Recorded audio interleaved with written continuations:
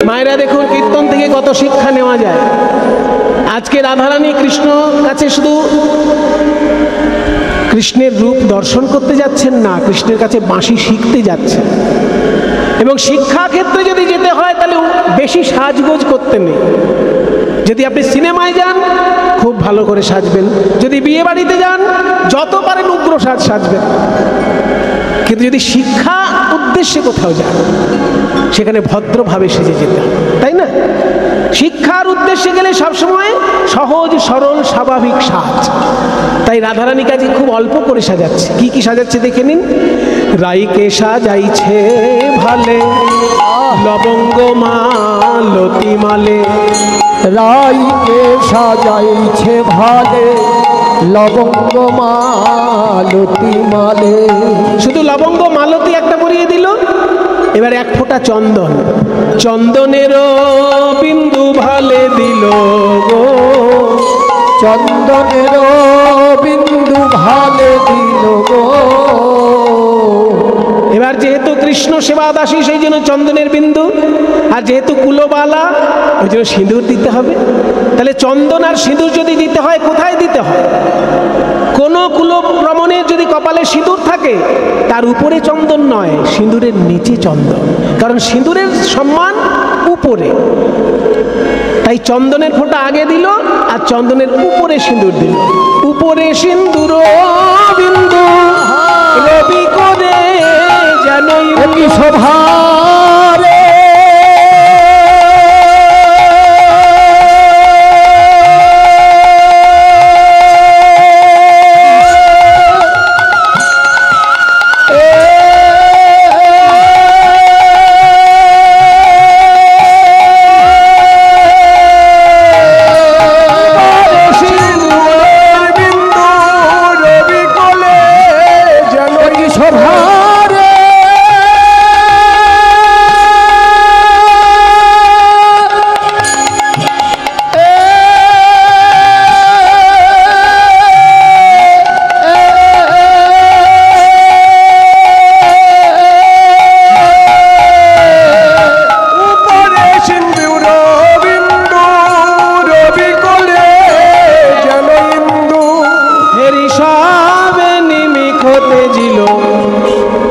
সিন্দুরের ফোঁটা আর চন্দনের বিন্দু, এইটুকু শুধু সাজ, তাতেই রাধারানীকে এত সুন্দর দেখাচ্ছে।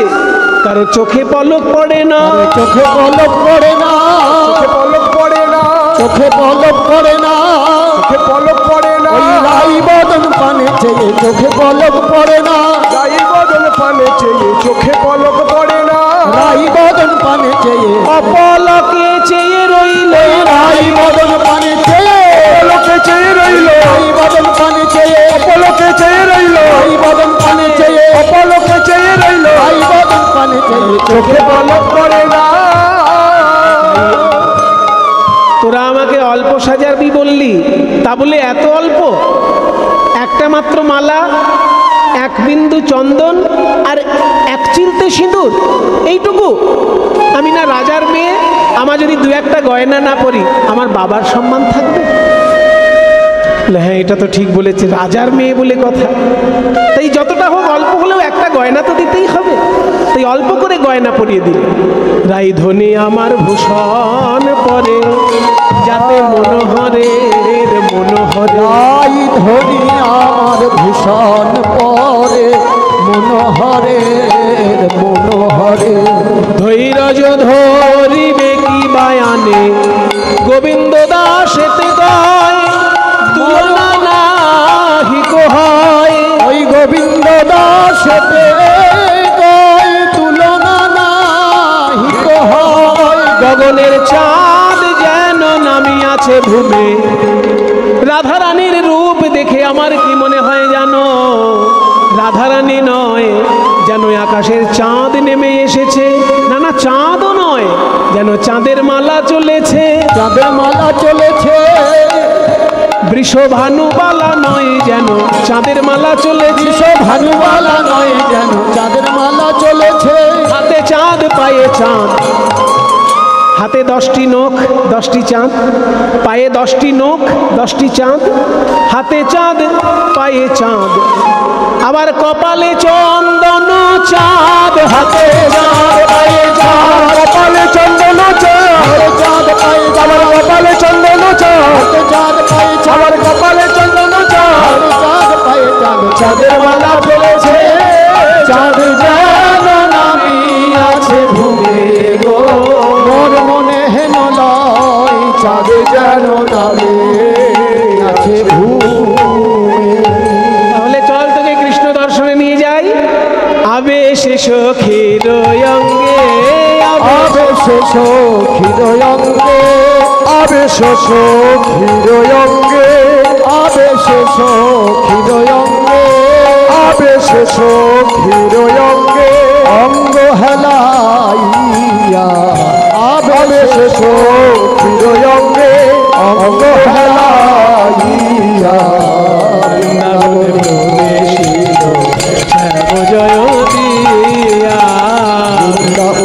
প্রবেশিত শ্যাম জয় দিয়া, বৃন্দাবনে যাইয়ারা, বনে যাইয়া রাই, ইতি উতি চায়, বৃন্দাবনে যাইয়া রাই, ইতি উতি চাই।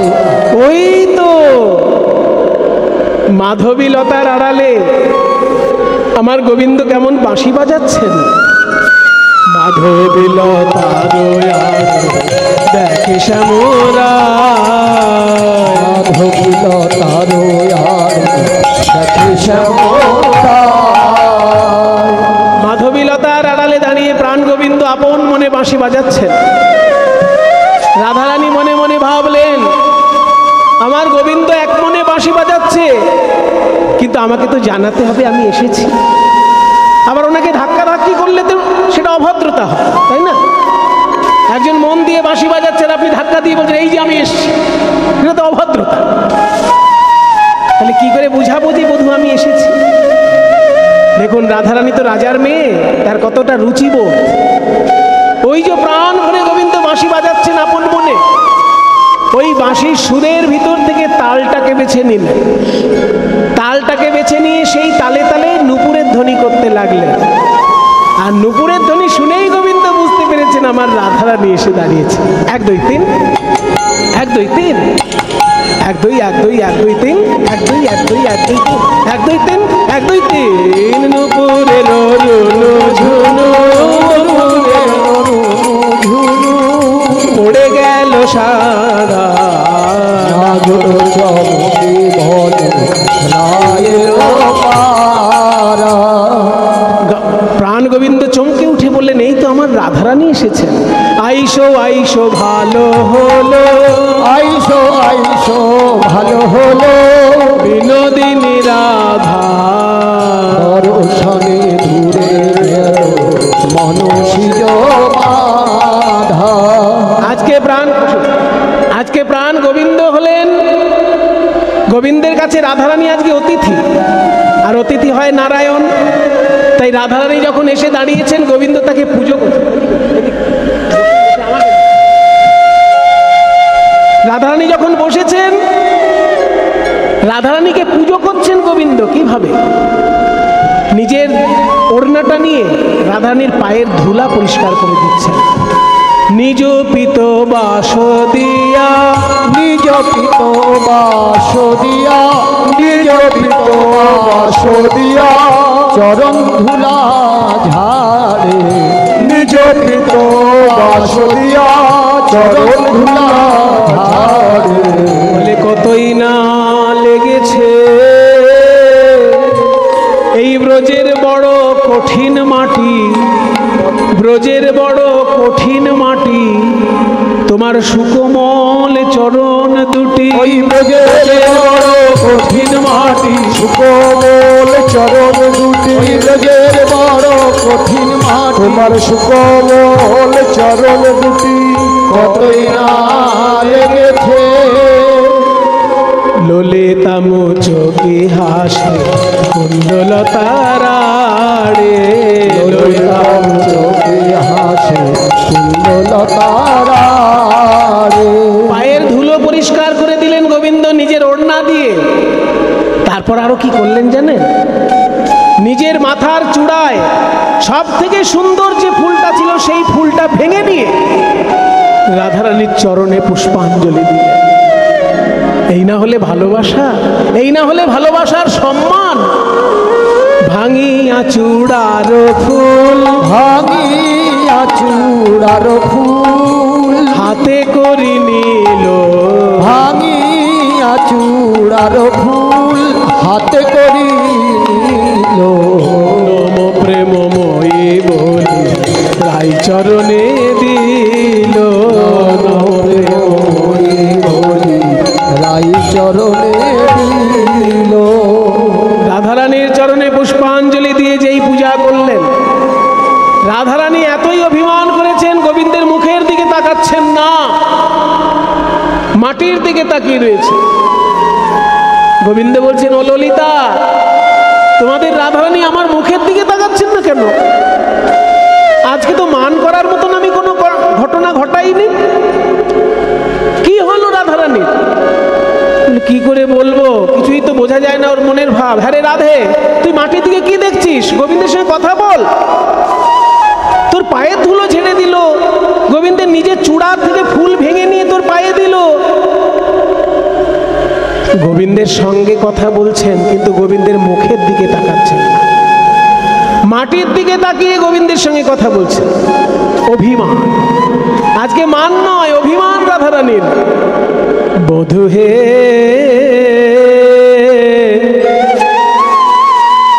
তুমি বাঁশি বাজানো জানো না, বধূ হে তুমি বাঁশি বাজানো জানো না, তুমি জানো না, তুমি জানো না, তুমি জানো না। ওই বাঁশি বাজানো তুমি জানো না, ওই বাঁশি বাজানো তুমি জানো না, তুমি জানো না, তুমি জানো না, তুমি সময় সময় বাজাও বাঁশি, সময় সময় বাজাও বাঁশি, পরাণ মানে না বাঁশি বাজানো জানো না, সময় সময় বোঝো না গো, সময় সময় বোঝো না। আমার নাম ধরে বাজাও বাঁশি, ওহে প্রাণের কালো শশী, নাম ধরে বাজাও বাঁশি, সময় সময় বোঝো না।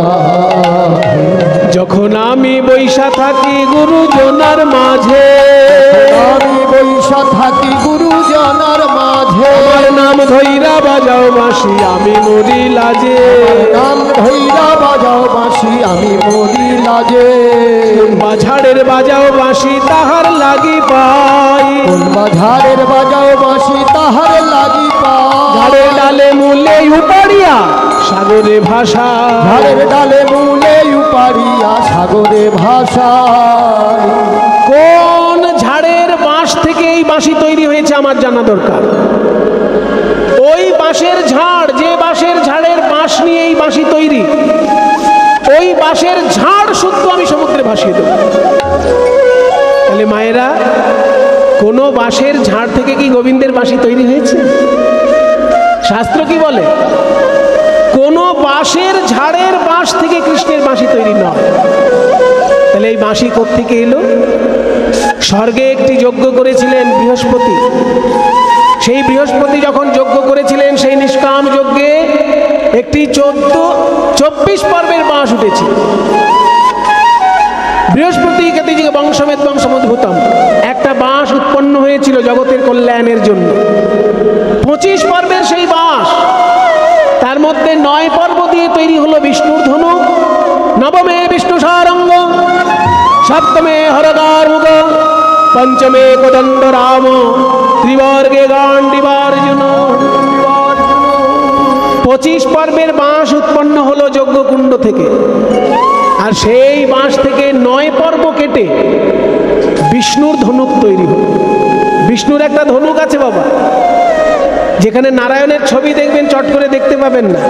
আমি তো দেখিনি কোনো নারায়ণের ছবিতে ধনুক দেওয়া আছে। কিন্তু প্রাচীন প্রাচীন যে বিষ্ণু মূর্তি, সেই প্রাচীন বিষ্ণু মূর্তিতে দেখবেন পেছনে একটা ধনুক রয়েছে বিষ্ণু। সেই বিষ্ণুর যে ধনুকটা, তাতে 9টি পর্ব আছে। নবমে বিষ্ণু সারঙ্গ। শিব ঠাকুরের যে ধনুক, তাতে 7টি পর্ব, ওই একই বাঁশ থেকে তৈরি সব। 9 পর্ব বাঁশে বিষ্ণুর ধনুক, 7 পর্ব বাঁশে শিবের ধনুক, পঞ্চমে কোদণ্ড রাম, 5 পর্ব বাঁশ দিয়ে রামের ধনুক তৈরি। ত্রিবর্গে গান্ডিবার্জুন, 3 পর্ব দিয়ে অর্জুনের ধনুক তৈরি হয়েছে। তাহলে 9, 7, 5, 3 কত হলো? 9 আর 7 16, 16 আর 5 21, আর 3 পর্ব 24 পর্ব। 25 পর্ব বাঁশের মধ্যে 24 পর্ব দিয়ে 4টে ধনুক তৈরি হয়ে গেল। আর ওই যে মাথার দিকে আগার দিকে 1 পর্ব বাঁশ রয়েছে, যজ্ঞের অগ্রভাগ যেহেতু গোবিন্দকে দিতে হবে, তাই ওই বাঁশের আগার দিকের 1 পর্ব বাঁশ দিয়ে কৃষ্ণের 3টে বাঁশি তৈরি হল। একটা বাঁশির নাম বেনু, একটা বাঁশির নাম বংশী, একটা বাঁশির নাম মুরলী। 3টে এক জিনিস নয়। বেনু হলো ছোট, মুরলী হলো বড়, আর বংশী হলো মাঝারি। বেনু কাকে বলে? পারিকাক্ষ ভাবে বেনু দ্বাদশাঙ্গুল দৈর্ঘ্য ভাগ। কৃষ্ণের যে বাঁশিটা 12 আঙুল লম্বা, 12 আঙুল কাকে বলে? এগুলো আগেকার হিসেব, এখনকার লোকে বুঝবে না। এখনকার লোকে ইঞ্চি বোঝে, ফুট বোঝে, মিটার বোঝে। এই আঙুল হাত এগুলো সব প্রাচীন হিসেব। 1 আঙুল মানে এই যে এই গোটা আঙুলটা নয়, আঙুলের আগা থেকে যে এই দাগটা পর্যন্ত, এই আঙুলের আগা থেকে দাগ পর্যন্ত যে মাপ, এটাকে বলে 1 আঙুল। সোজা কথায় 1 ইঞ্চির কাছাকাছি। 1 আঙুল মানে 1 ইঞ্চি। তাহলে 12 আঙুল লম্বা যে বাঁশি, অর্থাৎ 1 ফুট, কৃষ্ণের যে বাঁশিটি, সেটাকে বলে বেনু। তাতে 6টি ছিদ্র আছে। আর কৃষ্ণের যে বাঁশিতে 17 আঙুল লম্বা, 8টি ছিদ্র, সেটাই আজকে আমরা আলোচনা করছি। 8টি ছিদ্রযুক্ত বাঁশি, 17 আঙুল লম্বা, এটাকে বলে বংশী। আর যে বাঁশিটায় 2 হাত লম্বা কিন্তু 4টে ছিদ্র, তাকে বলে মুরলী। হস্তদ্বয়মিতায়ামা মুরলী চারুনাদিনী। এই 3টে বাঁশি তৈরি হলো ওই এক যজ্ঞের অগ্রভাগ দিয়ে, 1 পর্ব বাঁশ দিয়ে।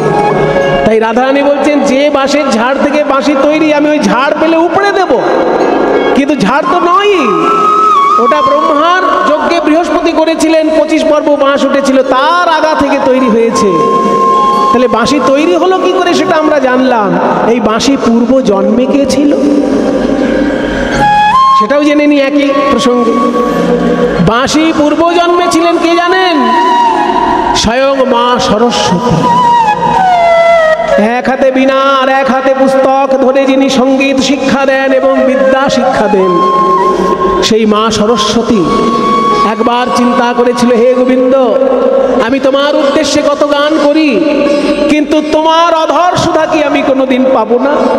তুমি যখন বৃন্দাবনে গিয়ে লীলা করবে, আমি তোমার অধর সুধা পেতে চাই, অধরের সুধা।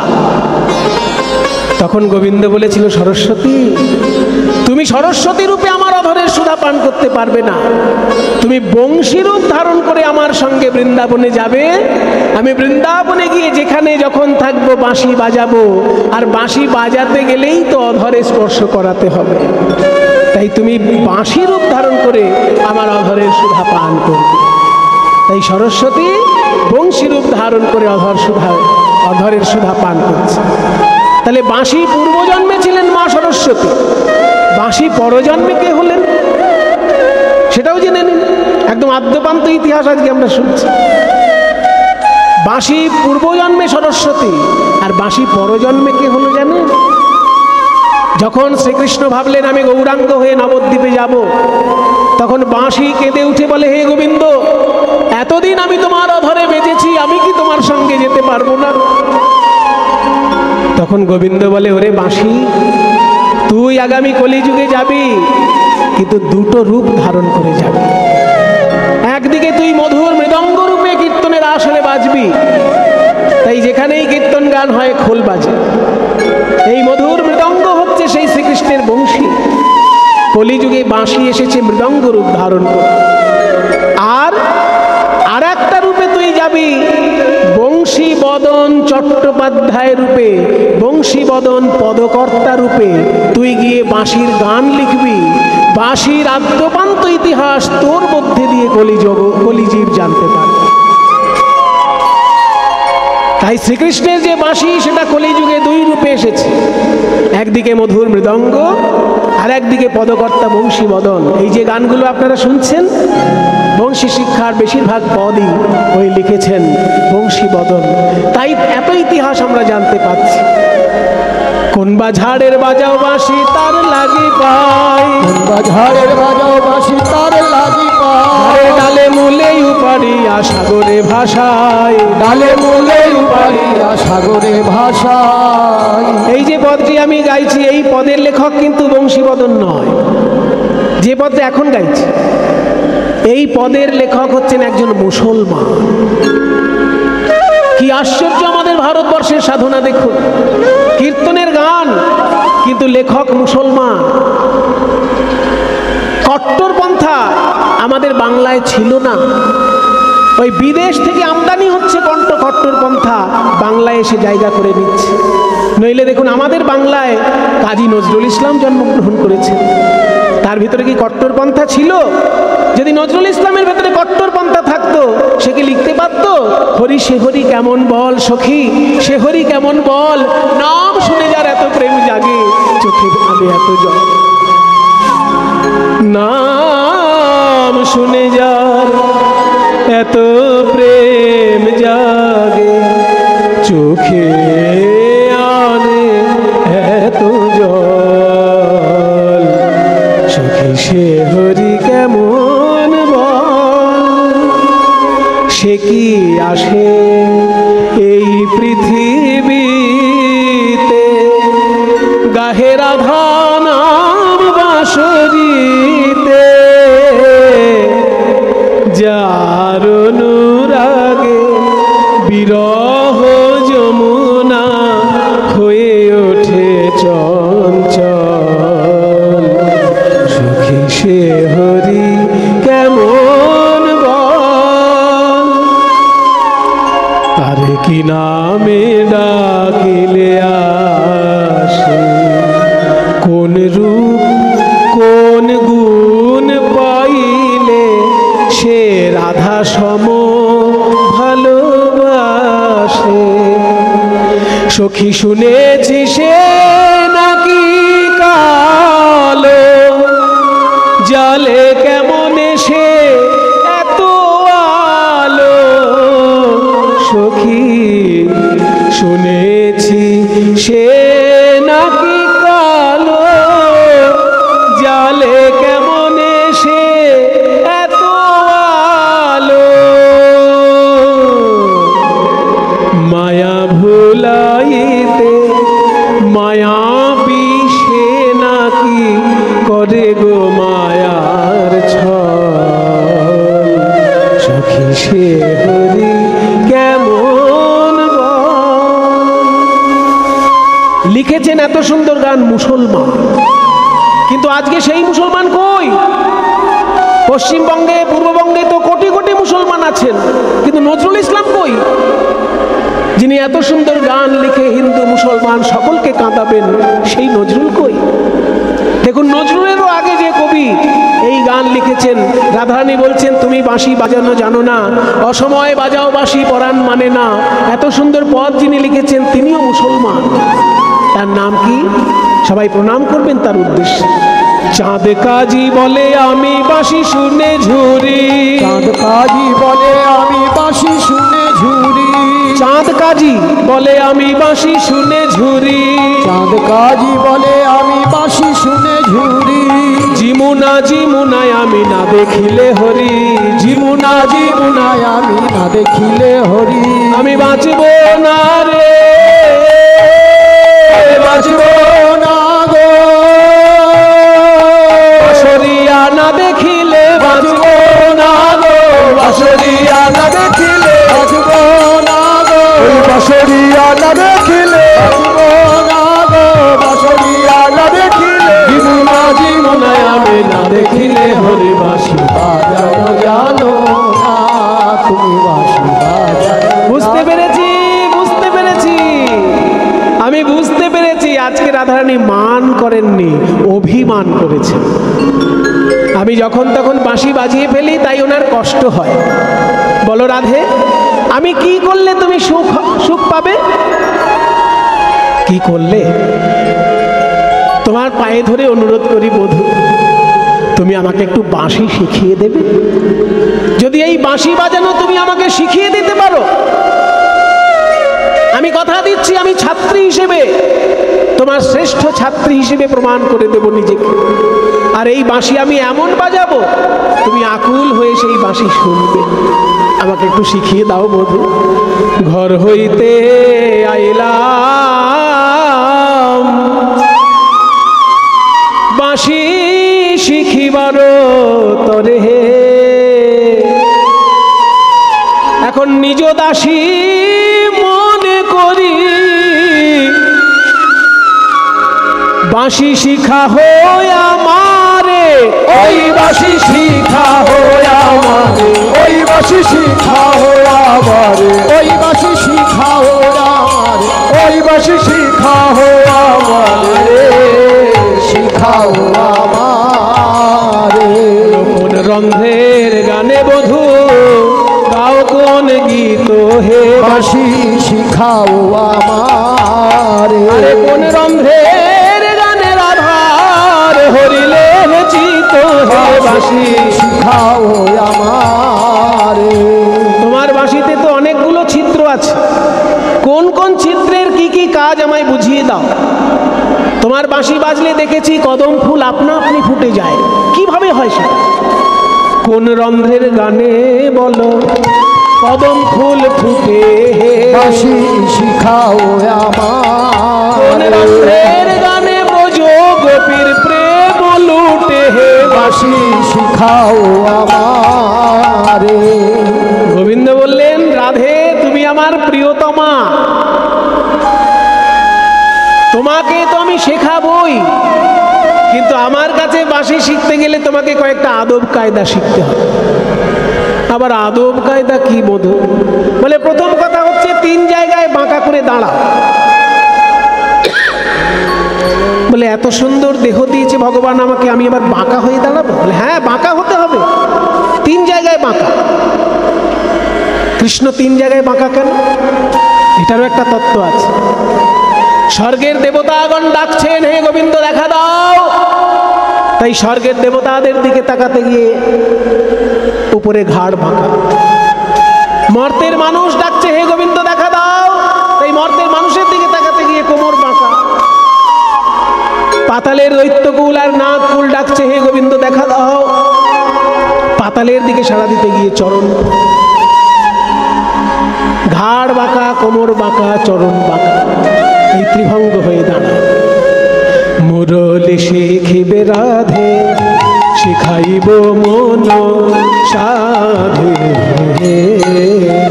যে বা বলি শুনো ও বিনোদিনী, যা বলি তাই শুনো ও বিনোদিনী, শোনো, আমার বাঁশি শিখতে গেলে তিন জায়গায় বাঁকা করে দাঁড়াতে হবে, তাছাড়া গায়ের রং কালো করতে হবে। এত সুন্দর রং দিয়েছে ভগবান আমাকে, সেটা আমি কালো করব? হ্যাঁ, কালো করতে হবে। কি করে কালো করব? বলছে মৃগনাভি কস্তুরী। মৃগনাভি কস্তুরী এনে গায়ে মাখলেই কালো হয়ে যাবে। তাই মৃগনাভি কস্তুরী এনে রাধারানীর গায়ে মেখে সোনার অঙ্গ কালো করলে। বলছে বাঁকা হয়ে যদি দাঁড়াতে না পারো, তাহলে আমার এই লাঠিটা দিচ্ছি, লাঠির উপর হাত ভর রেখে রাধারে লয়ে আসে মুরলি শিখায় মহানন্দে আনন্দে, মুরলি শিখায় মহানন্দে। প্রথম রন্ধের গানে ব্রহ্মার ভাঙিল ধ্যানে, প্রথম রন্ধের গানে ব্রহ্মার ভাঙিল ধ্যানে। এই দেখো রাধে আমার বাঁশির কি চমৎকার। বাঁশিতে প্রথম রন্ধ্র যখনই বাজলো, অমনি ব্রহ্ম লোকে ব্রহ্মার ধ্যান ভঙ্গ হলো। চমকে উঠলেন ব্রহ্মা, এত সুন্দর বাঁশি কে বাজাচ্ছে? আমি গিয়ে তার চরণে বন্দনা করতে চাই। ব্রহ্মারও ভাঙিল ধ্যানে, প্রথম রন্ধের গানে ব্রহ্মার ভাঙিল ধ্যানে। দ্বিতীয়তে যমুনাও যায় হে রাধে, দ্বিতীয়তে যমুনাও যায় হে রাধে। দ্বিতীয় রন্ধ্র যখনই বাজলো, অমনি যমুনার জল উল্টো দিকে চলল। আপনারা জানেন যমুনা সৃষ্টি হয়েছে হিমালয় পর্বতে, আর সেই জল নেমে আসছে প্রয়াগে। প্রয়াগে এসে গঙ্গার সঙ্গে মিলিত হচ্ছে যমুনার জল। তার মানে একমুখী ধারা বইছে। কিন্তু যখনই কৃষ্ণের বাঁশি বাজে, অমনি যমুনা উল্টো দিকে যাচ্ছে। কেন উল্টো দিকে যাচ্ছে? যমুনা মনে মনে ভাবে, এত সুন্দর বংশীর ধ্বনি যে করে, আমি তার রাঙা চরণ যুগল ধুয়ায়ে আসিব, ধুয়ায় আসিব। তার রাঙা চরণ যুগল ধুয়ায়ে আসিব, তার রাঙা চরণ যুগল ধুয়ায় আসিব। বলি তার রাঙা চরণ যে এমন ভাবে বাঁশি বাজায়, তার রাঙা চরণ এমন ভাবে বাঁশি বাজায়। এতে যমুনাও যায় হে রাধে, দ্বিতীয়তে যমুনাও যায় হে রাধে। আর তৃতীয় রন্ধ্রের কথা শুনো বৃষভানু সুতা, তৃতীয় রন্ধের কথা শুন বৃষভানু সুতা। পবনের হত গতি হয় হে রাধে, পবনের হত গতি হয় হে রাধে। তৃতীয় রন্ধ্র পবন হতগতি। পবন মানে কি? বাতাস। বাতাস কখনো স্থির থাকে না। এখন এইখানে আছে তো একটু পরে অন্য জায়গায় চলে যাবে। কিন্তু কৃষ্ণের বাঁশি যখন বাজে বাবা, বৃন্দাবনের বাতাস থমকে দাঁড়ায়। কেন থমকে দাঁড়ায়? আমি আর একবার শুনবো, আমি আর একবার শুনবো। আর শোনা হয় কি না হয় আর একবার শুনবো, আর শোনা হয় কি না হয় আর একবার শুনবো। হতনেরও হত গতি হয় হে রাধে, পবনেরও হত গতি হয় হে রাধে। মুরলি শিখায় ভগবান শ্রীকৃষ্ণের বাঁশি যদি কেউ শোনে, তার আত্মসমর্পণ হয়ে যায়। আমি আপনি তো সাধারণ মানুষ। ওই ব্রহ্মলোকে ব্রহ্মা যখন কৃষ্ণের বাঁশি শুনে বিভোর হয়ে যায়, কৃষ্ণচরণে আত্মসমর্পণ করে। প্রভু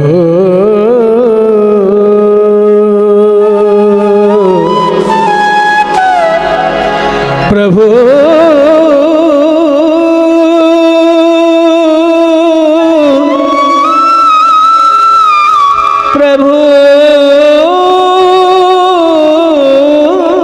জি, প্রভু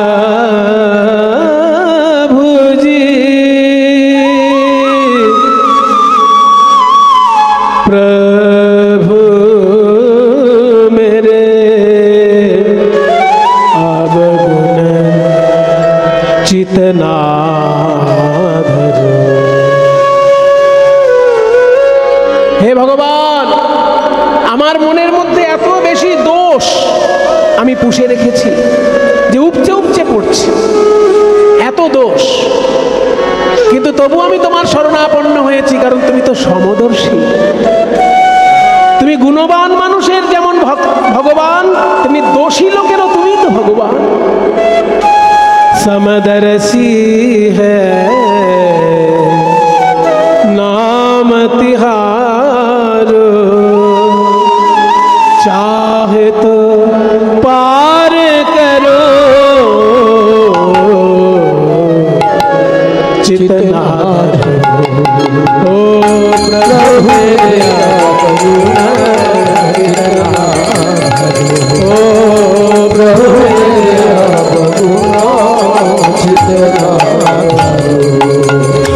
समदर्शी है नाम तिहारो, चाहे तो पार करो।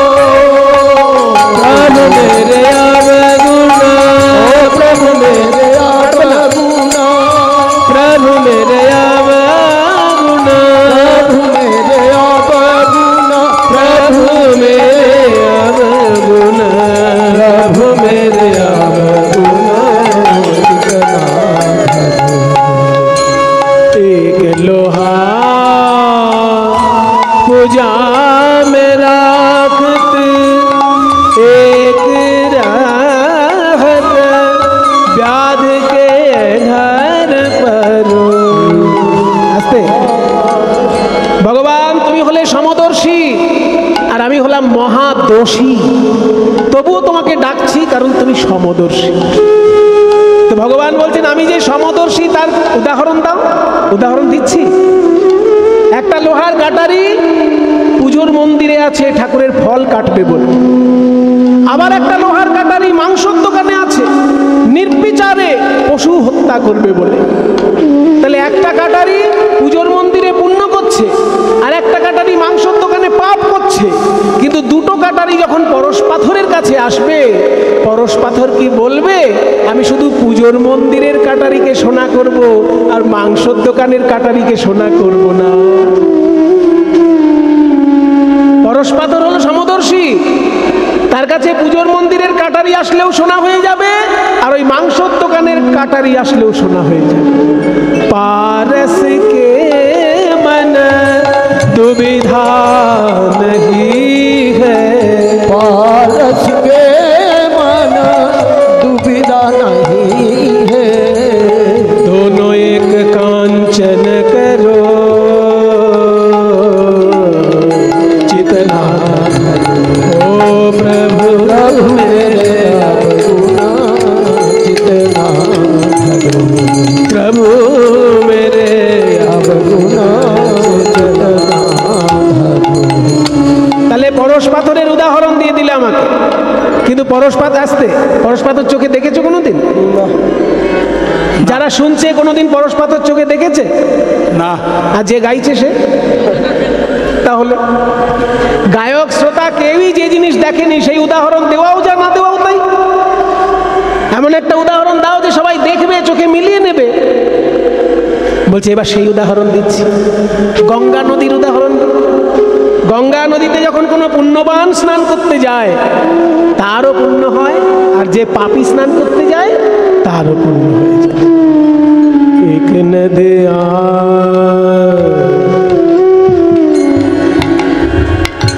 एक नदिया एक नार कहावत, मैलो नीर भरो। বলছে একটা হলো নদীর জল, একটা হলো নর্দমার জল। নদীর জল পরিষ্কার, নর্দমার জল ময়লা, কিন্তু দুটো জলই যখন গঙ্গায় এসে মেশে দুটোই গঙ্গা জলে পরিণত হয়ে যায়, তাই না? এক নদিয়া এক নার কহাवत, मैलो नीर भरो। নর্দমার জলে ময়লা থাকে আর নদীর জল পরিষ্কার। दोनों मिले जब एक वर्ण भय, सुर सुरी नाम धरो। নর্দমার জল তখন গঙ্গা গঙ্গা জল, নদীর পরিষ্কার জল তখন গঙ্গা জল। তেমনি তুমি হলে পরব্রহ্ম আর আমি ক্ষুদ্র জীব। এক জীব এক ব্রহ্ম কহাवत, सूरदास जगरो। एक जीव एक ब्रह्म कहावत, सूरदास जगरो।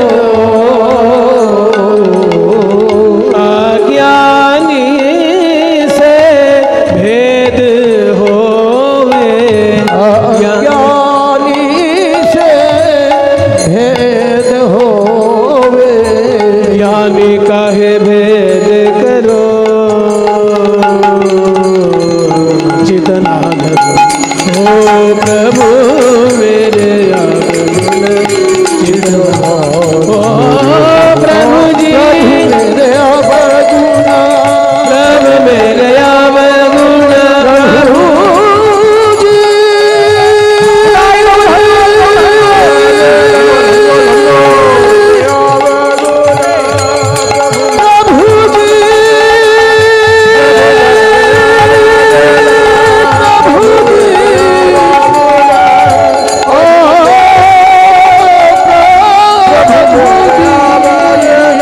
प्रभु मेरे अवगुण, प्रभु मेरे अवगुण, जितना नाम प्रभु मेरे अवगुण। আমার বাঁশির চতুর্থ রন্ধ্র যখন বাজে তখন গরু বাছুর ঘাস খেতে ভুলে যায়।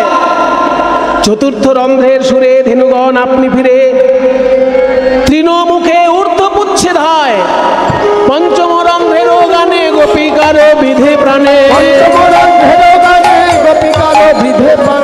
আলু থালু পাগলে নিধায় হে রাধে, আলু থালু পাগলি ধায় হে রাধে। ষষ্ঠ রন্ধ্রে কি হয় জানো? 6 ঋতু একসঙ্গে প্রকাশ পায় আমার বাঁশির 6 নম্বর ছিদ্র যখন বাজে। ষষ্ঠ রন্ধ্রের গীতে কদম্ব হয় বিকশিত, সদরাধের গীতি কদম্ব হয় বিকশিত। ওই যে বললে না কদম ফুল আপনা আপনি ফোটে, ষষ্ঠ রন্ধ্রে ফোটে।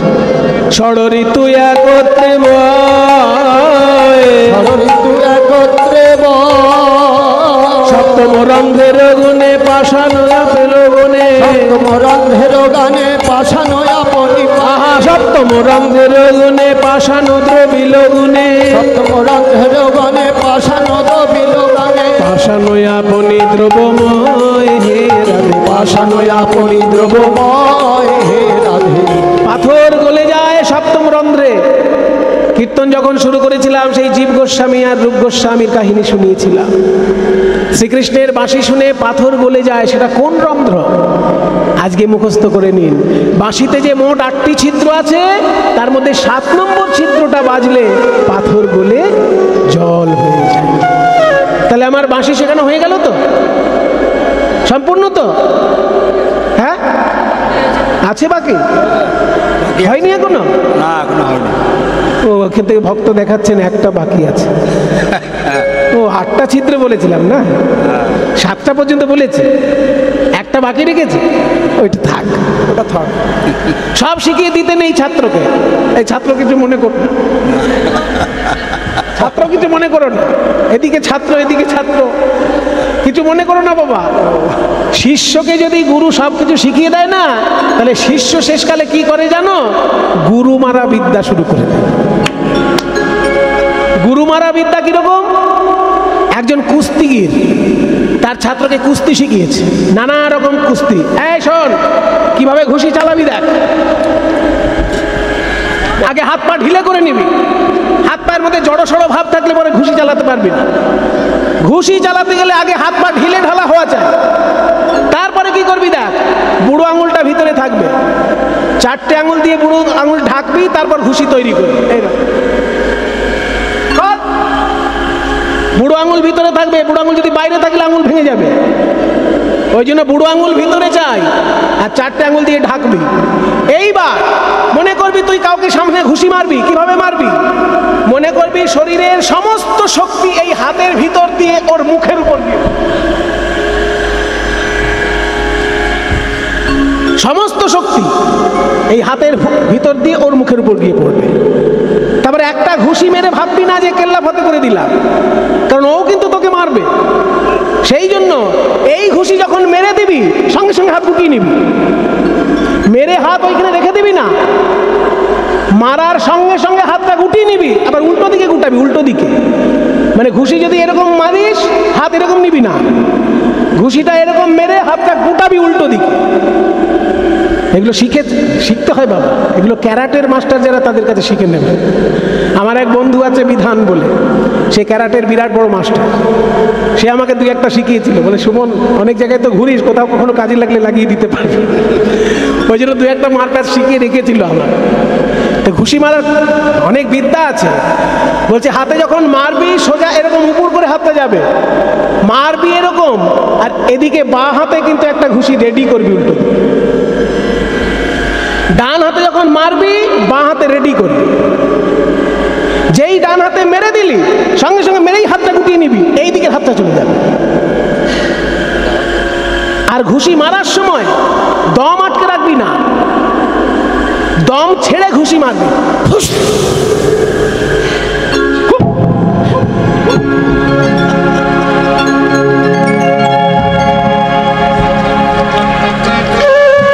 এইরকম পরপর যদি ঘুষি চালাতে পারিস, উল্টো দিকে যে থাকবে সে তোকে মারার স্কোপই পাবে না। এইভাবে কুস্তিগির একজন তার ছাত্রকে সব বিদ্যা শিখিয়ে দিয়েছে। হ্যাঁ, আমি তো খুব একটা দুটো মাত্র জানি, সব তো জানি না। এবার ছাত্রকে সব শিখিয়ে দিয়েছে। ছাত্র করেছে কি, গুরুর কাছে সব বিদ্যা শেখার পর হঠাৎ একদিন খবরের কাগজে লিখে দিয়েছে, বিশেষ সংবাদ, আমার গুরুর সঙ্গে আমার ওপেন স্টেজে লড়াই হবে। এবার 100 টাকা করে টিকিট। এবার ওই টিকিট দেখে যদি গুরু আর শিষ্যের লড়াই দেখতে আসে লোকে, গুরুর বয়স তো 70 আর ছেলেটার বয়স হচ্ছে 20, তাহলে 20 বছরের একটা যুবক ছেলে যদি 70 বছরের বুড়োকে একটা ঘুষি দেয়, সে বুড়ো আর থাকবে? সেই জন্য যিনি মাস্টার তার তো একেবারে খুব মন খারাপ যে আমার ছাত্রকে সব শিখিয়ে দিয়ে তো বিপদ করেছে, এখন বলছে আমার সঙ্গে লড়াই করবে, 100 টাকার টিকিট পেপারে ছাপিয়ে দিয়েছে। খুব মন খারাপ করে বাড়িতে বসে আছে। এবার ওই গুরুর যে গিন্নি সে বলছে, তোমার তো মন খারাপ কেন গো? বলে আর বলো না, এক ছাত্রকে সব শিখিয়ে দিয়েছি, ও বলছে এখন আমার সঙ্গে লড়াই করবে ওপেন স্টেজে। তাহলে এই ব্যাপার, ওই জন্য বলে শিষ্যকে সব শেখাবে না, অন্তত 1% রেখে দেবে নিজের কাছে। তো যাক, তুমি যখন শিখিয়ে দিয়েছো, ভালো গুরুর লক্ষণ, ভালো গুরু কখনো লুকিয়ে রাখে না। আমার এক গুরু ছিলেন মনোরঞ্জন ভট্টাচার্য, কীর্তন জগতে ওই রকম উদার মনের মানুষ আমি কখনো দেখিনি। মনোরঞ্জন ভট্টাচার্য রবীন্দ্র ভারতী বিশ্ববিদ্যালয়ের কীর্তনের অধ্যাপক ছিলেন। ওনার কাছে গান শিখতে যদি যেতাম, আমি একটা গান বললে উনি 10টা গান আমায় শিখিয়ে দিতেন। আর বলতেন যে এগুলো তো মহাপ্রভুর সম্পদ, আমি কি আর নিয়ে যেতে পারবো? এগুলো সব তোমরা যত শিখে নেবে ততই আমার আনন্দ। এই গুরু ছিলেন মনোরঞ্জন ভট্টাচার্য। তুমি তো সেই রকম গুরু, সব শিখিয়ে দিয়েছো ছাত্রকে। এবার ও যখন ঘোষণা করে দিয়েছে তুমি একটা কাজ করবে, যেদিন ওই লড়াই হবে সেই দিন তুমি একটা চামচ নিয়ে স্টেজে উঠবে। বলে চামচ নিয়ে কি করবে? বলে ওইটাই তো কয়দা, ওই চামচটা নিয়ে এরকম ঘুরাতে থাকবে। ছাত্র যখন জিজ্ঞেস করবে গুরুদেব চামচ ঘুরাচ্ছেন কেন, তুমি বলবে তুই কি ভাবছিস সব প্যাচ তোকে শিখিয়েছি? তোকে আমি সব প্যাচ শিখিয়েছি, কিন্তু চামচ প্যাচ শেখাইবি, এইটা দিয়েই তোকে ঘায়েল করবো আগে। এইটা শুনলেই ওই শিষ্য মনের দিক দিয়ে দুর্বল হয়ে যাবে, আর মনের দিক দিয়ে যে দুর্বল হয়ে যায় সে লড়াইতে হারবেই। যখনই গিন্নির কাছে এই বুদ্ধি নিয়ে গেছে, যেদিন ওইরকম লড়াই তৈরি হয়েছে, ছাত্র আসছে একেবারে হম্বিতম্বি করে স্টেজে উঠছে, অল্প বয়স, গুরুকে এক ঘুষিতে কাহিল করে দেবো। আর গুরু তখন চামচ ঘুরাতে ঘুরাতে আসছে। কি ব্যাপার গুরুজি, চামচ ঘুরাচ্ছেন কেন? বলে এইটাই হচ্ছে চামচ প্যাচ, এইটা দিয়ে তোকে আগে মারবো। শিষ্য বললো এটা তো আমাকে শেখাননি, ভাবিস কি তোকে সব শিখিয়ে দিয়েছি নাকি? তখন শিষ্য ঘোষণা করছে আমার গুরুর সঙ্গে আজকে লড়াই করবো না, পরের বছর করবো। তাহলে আর মার মাটিতে পড়বে যারা 100 টাকা করে টিকিট কেটে এসেছে। এই হচ্ছে ব্যাপার। সেই জন্য বলছে সব শিখালে তো গুরু মারা বিদ্যে শুরু হয়ে যাবে। তাহলে তাহলে সব শেখানোর দরকার নেই, 8খানা ছিদ্র, 7টা ছিদ্র শিখিয়েছি, আর একটা বাকি থাক, একটা বাকি থাক। রাধারানী বলছে, ওগো প্রাণনাথ, আমি যে তোমার চরণের দাসী, তুমি যদি আমায় পুরোটা শিক্ষা না দাও তাহলে তো আমি তোমার সেবা করতে পারবো না। আমি যে বাঁশি শিখবো, এই বাঁশি বাজিয়ে পয়সা রোজগার করার জন্য বাঁশি শিখবো না, আমি বাঁশি বাজাবো কৃষ্ণ সেবা করার জন্য। আমায় যদি তুমি কম শেখাও তাহলে কম সেবা পাবে, আমাকে যদি পুরোটা শেখাও তাহলে পুরো সেবা পাবে, আমাকে কম শেখালে তোমারই ক্ষতি হবে। গোবিন্দ বললেন, তা তো ঠিক, রাধারানী বাঁশি শিখবে আমাকে শোনানোর জন্য, তাহলে আমি যদি কম শেখাই তাহলে তো শুনবো আমি কম। শোনো রাধে, আমি তোমাকে কোনোটাই বাদ দেব না। ওই অষ্টম রন্ধ্রটা কেন শেখাতে চাইছিলাম না জানো? ওটা আমার সব থেকে প্রিয় রন্ধ্র, কারণ ওই অষ্টম রন্ধ্র বাজালেই রাধা নাম গেয়ে ওঠে। অষ্টম রন্ধ্রেতে রাই আমি তোমার নাম গাই, অষ্টম রন্ধ্রেতে রাই আমি তোমার নাম গাই, মোর বংশী এত গুণ ধরে, মোর বংশী এত গুণ ধরে, বংশী বদনে কয়। এইবার পদকর্তা বংশী বদনের নাম বললাম, সবাই মিলে একবার প্রণাম করবেন ওনার উদ্দেশ্যে। চৈতন্য মহাপ্রভুর লীলা সঙ্গী ছিলেন বংশীবদন চট্টোপাধ্যায়। সেই বংশীবদনের যারা বংশধর বৈষ্ণবাচার্য, তারা এখন রয়েছেন বাঘনাপাড়া নামক শ্রীপাটে, তারা সেবা করেন। এবং সেই বংশেই দীক্ষা নিয়েছিলেন ভক্তি বিনোদ ঠাকুর। ভক্তি বিনোদের ছেলে হচ্ছেন ভক্তি সিদ্ধান্ত সরস্বতী ঠাকুর, যিনি গৌড়ীয় মঠের প্রতিষ্ঠাতা। আর ভক্তি সিদ্ধান্ত সরস্বতীর শিষ্য হচ্ছেন অভয়চরণারবিন্দ প্রভুপাদ, যিনি ইস্কনের প্রতিষ্ঠাতা। এদের গুরু পরম্পরাটা হচ্ছে ওই বংশীবদন ঠাকুরের পরম্পরা, তাই প্রণাম করবেন তার উদ্দেশ্যে। বংশীবদনে কয় বংশী শিক্ষা তারে কয়, বংশীবদনে কয় বংশী শিক্ষা তারে কয়, শেখাইলে শিক্ষা বলি কারে, আহা না শিখাইলে শিক্ষা বলি কারে, মুরলি বাজায় মহানন্দে রাধার লইয়া শ্যাম, মুরলি শিখায় মহানন্দে। তাহলে বাঁশি শেখা হয়ে গেল, অষ্টম রন্ধ্র আমি তোমায় শিখিয়ে দিলাম, ওতে আমি নাম গাই, আমি তোমার নাম গাই আর তুমি বাজালে আমার নাম গেয়ে উঠবে। এই বলে রাধারানী তখন বাঁশি বাজাতে লাগলেন।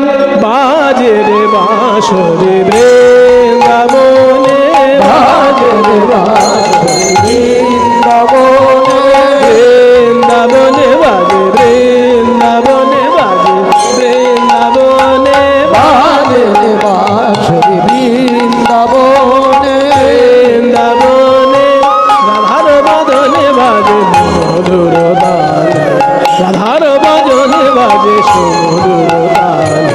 শুনিয়া হরে সুমতে নব ঘনে, বাজে রে বাঁশরি আজ সুমধুর শানে, বাজে রে মোর বৃন্দাবনে, বাজে রে বাঁশরি বৃন্দাবনে, মাপা নিদা নিসা নিসা নিসা গা গা রে সা রে সা রে নিসা নি পানি নিসা নি পা মাপা গা গা মা নিদা নিসা নিসা নিসা গা রে সা রে নিসা নি পানি নিসা নিধা নি নিসা নিধা নি নিসা বৃন্দাবনে বাজে রে বাঁশরি বৃন্দাবনে, বাজে রে বাঁশরি বৃন্দাবনে, রাধার বদনে বাজে কৃষ্ণ, বাজে কৃষ্ণ, বাজে কৃষ্ণ কৃষ্ণ কৃষ্ণ কৃষ্ণ কৃষ্ণ কৃষ্ণ কৃষ্ণ কৃষ্ণ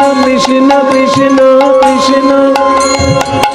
যখনই রাধা রানীর বাঁশিতে কৃষ্ণ কৃষ্ণ নাম বেজে উঠেছে, অমনি প্রাণ গোবিন্দ আকুল হয়ে উঠেছেন। রাধে তুমি বাজিও না, ওই বাঁশি বাজিও না, আমার যে বুক ফেটে যায়।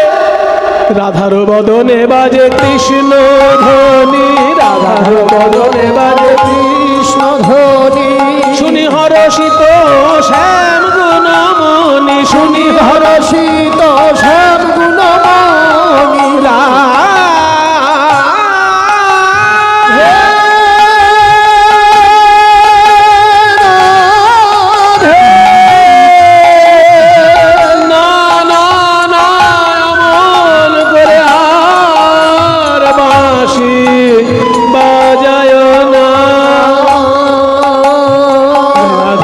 বাঁশি শুনি হরি সে নাগর রাধিকার বাসে শুনি হরি সে নাগর রাধিকার বাসে শুনি হরি সে নাগর রাধার গলে দিল হার মনোহর রাধার গলে দিল হার মনোহর প্রাণ গোবিন্দ আমার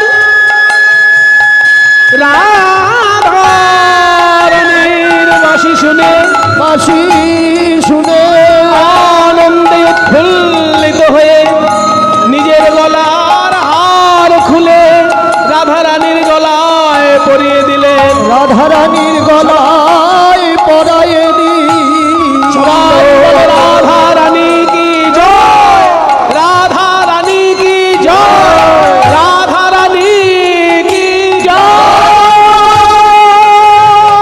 রাধিকার বাসে শুনে হরি সে নাগর রাধার গলে দিল হার মনোহর রাধার গলে দিল হার মনোহর জ্ঞান দাসে কহে মনে আনন্দ হইল, জ্ঞান দাসে কহে তোমার আনন্দ হইল শ্যামের নিকটে রাই বাঁশরি শিখিল, শ্যামের